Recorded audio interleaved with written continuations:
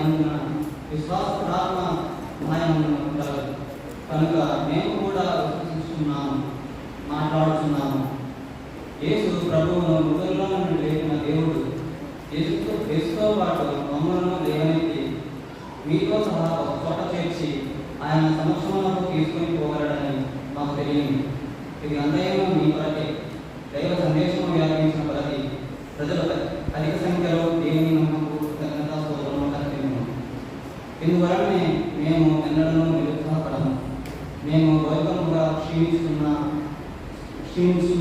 ఎక్కువగా దినదినము నూతనత్వము పొందుతున్నాము. మేము అనుభవిస్తున్న ఈ చిన్న తాత్కాలిక కష్టము ఆ కష్టము కంటే ఎంతయో అధికమైన నిత్యము మాకు సమకూర్చున్నాము. గోచరములకు విషయములపై కాగా అగోచరములకు విషయములపై మా శ్రద్ధను కేంద్రీకరించుము. గోచరము కాలం మాత్రమే ఉండును, అగోచరములో శాశ్వతములు. మనము భూమి మీద జీవించు ఈ గుడారము అనగా మన భౌతిక దేహము శిథిలమవును. అప్పుడు మన జీవనమే దేవుడు పరలోకమున గృహమును వస్తువును. అది చేతులతో చేసినది కాదు, అది ఆయన నిర్మించబడినది, పైగా నిత్యమైనది మన తిరుగుతుంది. ఇది ప్రభు